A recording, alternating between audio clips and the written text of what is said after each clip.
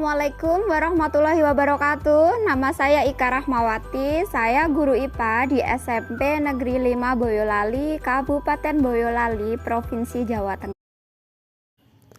Pada kesempatan kali ini, saya akan berbagi pengalaman saya dalam melakukan inovasi blended learning.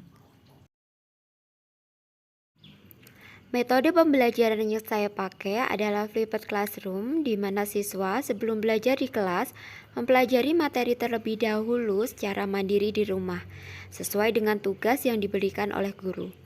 Dengan model ini, tujuan kita untuk membekali kemampuan siswa untuk bisa berpikir kritis, bekerja sama, berkomunikasi, berpikir kreatif dan inovatif, sesuai dengan tuntutan pembelajaran abad 21.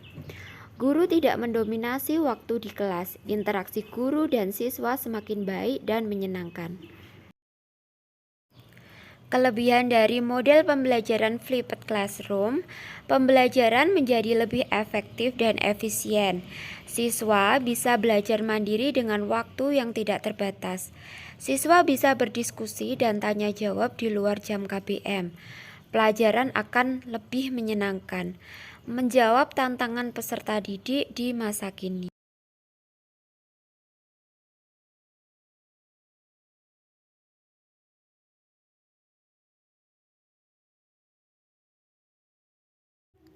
Selain menggunakan model pembelajaran flipped classroom, saya menggunakan media pembelajaran PET Colorado.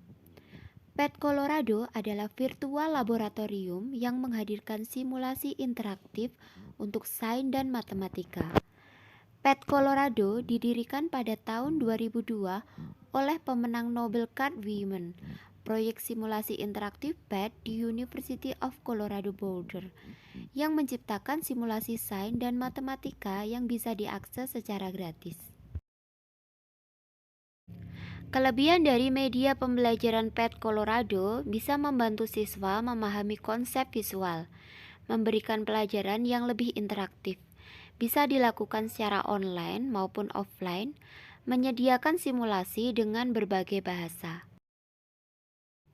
Berikut akan saya tampilkan pelaksanaan pembelajaran blended learning dengan model pembelajaran flipped classroom dan media pembelajaran PET Colorado di SMP Negeri 5 Boyolali.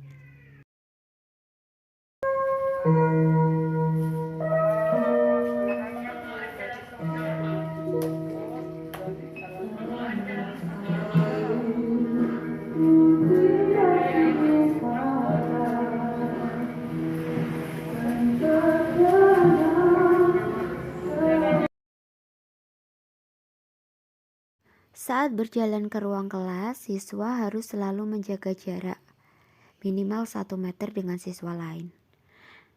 Sebelum masuk ke dalam sekolah, semua warga sekolah harus melakukan check-in pada aplikasi Peduli Lindungi.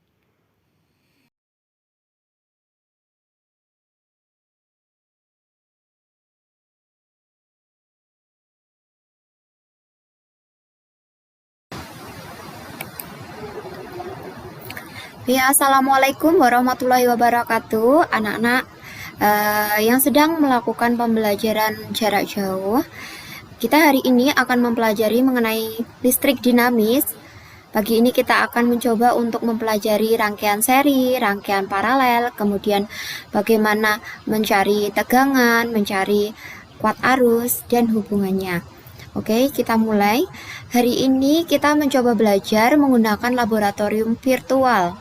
Kita menggunakan dari pet.colorado.edu, di mana laboratorium virtual PET Colorado ini dibuat oleh Universitas Colorado. Nah, anak-anak bisa melakukan percobaan virtual secara mandiri berada di rumah masing-masing.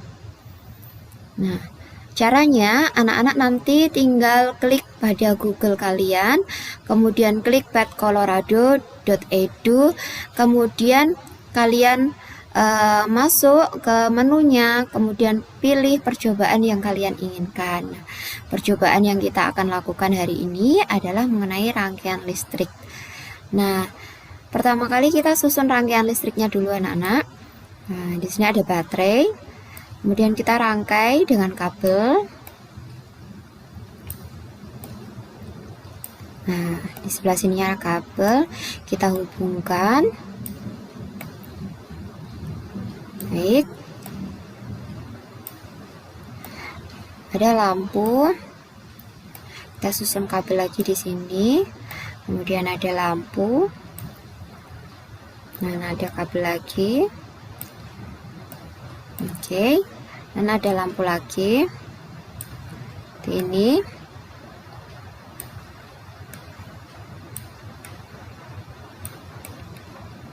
Oke. Nah, lampu sudah menyala kuning. Nah, artinya di sini terjadi aliran arus negatif, aliran elektron ya. Yang mengalir dari kutub negatif menuju ke kutub positif. Dan juga terjadi aliran arus listrik dengan arah yang berkebalikan, yaitu dari kutub positif menuju ke kutub negatif. Nilai hambatan pada rangkaian seri di sini ada 3 buah lampu, di mana hambatan dalam satu lampunya adalah 10. Nah, jika dalam rangkaian seri, maka jika ada R1 10, R2 10, R3 10, maka R totalnya tinggal kita menambahkan R1 plus R2 plus R3, maka L totalnya adalah 30. Nah, di sini tegangannya adalah 9 volt. Nah, coba kita menghitung kuat arusnya. Dan kita menghitung kuat arus, kita harus putuskan dulu kabelnya, menghubungkan kabel satu dan kabel yang satunya. Maka di sini jumlah kuat arusnya adalah 0,3. Seperti kita tahu ya, bahwa hukum Ohm, anak-anak tahu ya, hukum Ohm itu rumusnya adalah V sama dengan IR. Jadi hukum Ohm itu rumusnya VIR, di mana V itu adalah tegangan, I itu adalah kuat arus, dan R adalah hambatan totalnya. Apabila tadi di sini diketahui tegangannya 9, kemudian hambatan totalnya tadi setelah kita menghitung R1 plus R2 plus L3 adalah 30, maka I-nya berapa? Jika kita tidak menggunakan alat ukur, maka kita bisa menggunakan rumus hukum Ohm tadi. V sama dengan IR, jadi I adalah V per R, 9 per 30, maka kuat arusnya adalah 0,3 ampere. Apabila dalam rangkaian ini kita ubah nilai hambatannya, hambatan pada lampu kedua kita ubah menjadi 20.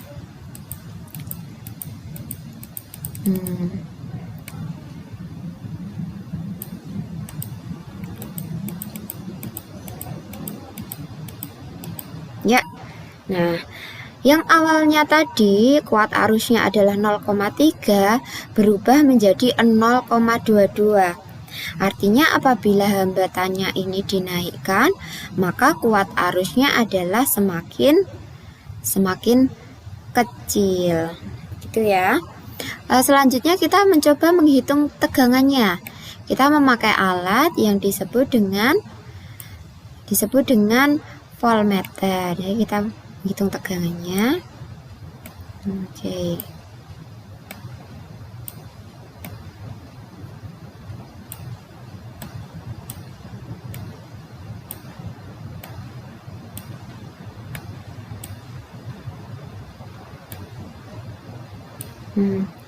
Di sini tegangannya adalah 9 volt. Kemudian apabila hambatannya ini kita naikkan misalnya,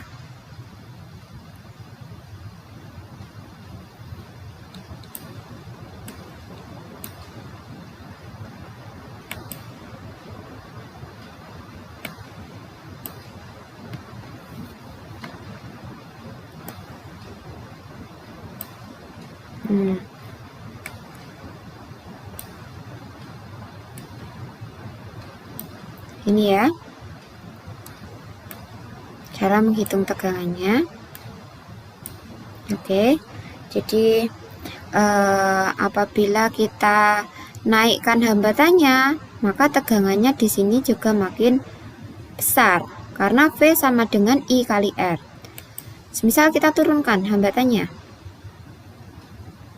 Oke. Apabila kita turunkan, maka tegangannya menjadi semakin kecil. Jadi begitu ya. Untuk rangkaian seri. Kita lanjutkan ke rangkaian paralel. Ini kita buat susunan rangkaian paralel.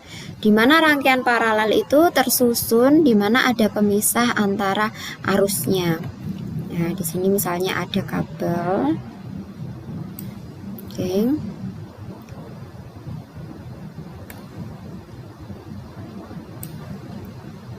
Dan kita panjangkan ya kabelnya ya. Kita panjangkan dan kita taruh sini. Kemudian ada satu bolam di sini. Kita letakkan kabel juga di sini. Oke. Kita letakkan lagi kabel lagi karena ini kan susunannya paralel. Ada lampu.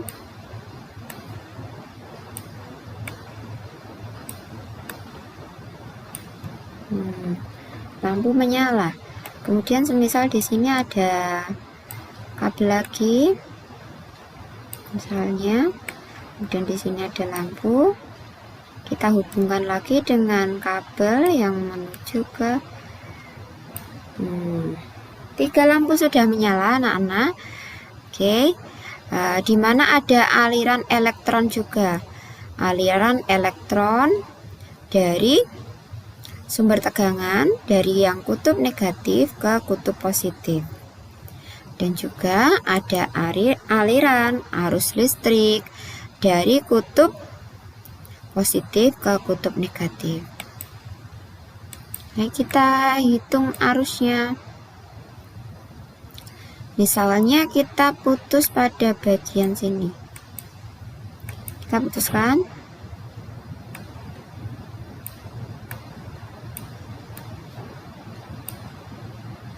Seperti ini. Karena ini tidak terhubung dengan baterai ya, maka ini arusnya 0 dan lampunya mati.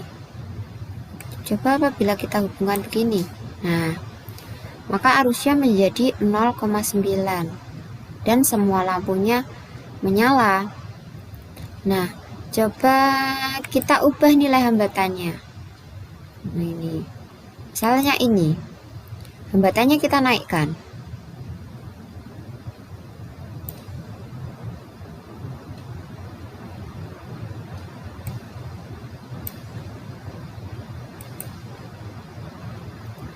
Ini hambatannya kita naikkan, akan berpengaruh juga dengan kuat arusnya. Oke, ini hambatannya kita naikkan, maka kuat arusnya akan semakin kecil. Kalau hambatannya kita turunkan, maka kuat arusnya akan semakin besar. Baik, dalam mencari hambatan total pada paralel ini berbeda ya dengan seri. Jadi kalau paralel ini, maka kita harus paralelkan. Jadi 1/R itu sama dengan 1/R1, 1/R2, dan 1/R3. Begitu adik-adik materi kita hari ini. Setelah ini saya harap anak-anak semuanya mencoba untuk berlatih melakukan praktikum secara online melalui Path Colorado. Nah, kemudian mengirimkan hasil videonya dan penjelasan kalian, dan ada LKPD yang harus kalian kerjakan. Nanti saya share pada web sekolah. Kemudian nanti saat pertemuan tatap muka, LKPD itu harus anak-anak presentasikan ke depan. Sekian pelajaran hari ini. Wassalamualaikum warahmatullahi wabarakatuh.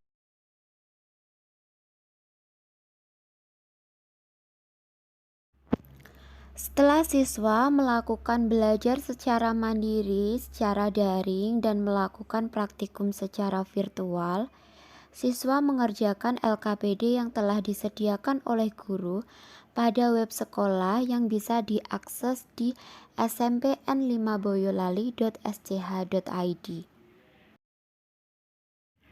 Guru memberikan rentang waktu pengumpulan LKPD dari jadwal PJJ hingga jadwal PTM.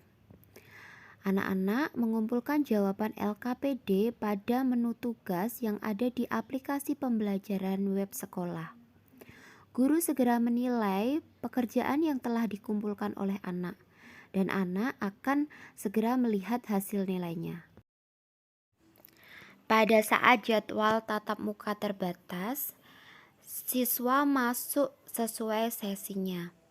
Setiap sesi ada 50% yang masuk, dan siswa duduk secara satu meja satu anak. Pada saat masuk PTM, maka siswa membawa hasil LKPD yang telah mereka kerjakan waktu jadwal PJJ. Siswa secara bergantian mempresentasikan hasil LKPD yang mereka kerjakan di rumah. Saat ada siswa yang melakukan presentasi, maka siswa yang lainnya semuanya wajib menyimak dan menanggapi. Kemudian siswa mengajukan pertanyaan dan siswa yang melakukan presentasi akan menjawab pertanyaannya. Selain melakukan presentasi, guru memberikan kesempatan kepada siswa untuk melakukan demonstrasi bagaimana cara pengukuran alat pengukur arus listrik. Guru melakukan penilaian sikap melalui observasi dari kegiatan diskusi, tanya jawab, dan presentasi yang dilakukan oleh siswa. Setelah presentasi selesai, guru melakukan umpan balik dengan siswa. Teknologi memiliki banyak sekali manfaat dalam dunia pendidikan. Manfaat teknologi bagi siswa memungkinkan pengalaman belajar yang lebih personal. Siswa menjadi lebih leluasa untuk memilih metode dan alat yang membantu mereka belajar dengan baik. Teknologi memiliki manfaat untuk meningkatkan komunikasi siswa. Siswa memiliki akses ke berbagai saluran yang memungkinkan mereka untuk berkomunikasi dan berkolaborasi dengan guru dan sesama siswa. Teknologi membantu siswa bersiap untuk masa depan. Siswa dengan dibekali untuk menyongsong masa depan yang syarat akan teknologi.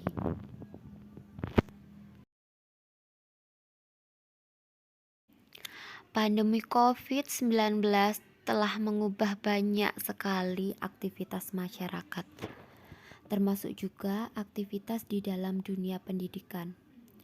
Jika dulu sistem mengajar dalam dunia pendidikan selalu bertatap muka, kini telah bertransformasi menjadi beragam model, termasuk satu di antaranya adalah metode pembelajaran blended learning.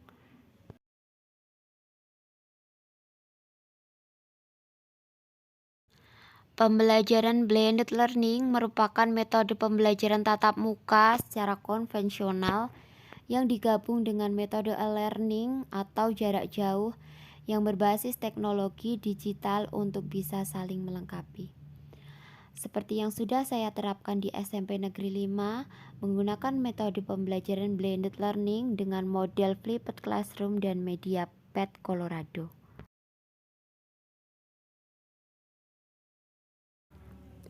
Menjadi guru inovatif adalah keterpaduan antara kreativitas dan inovasi dalam pembelajaran, dengan pemahaman akan kebutuhan siswa.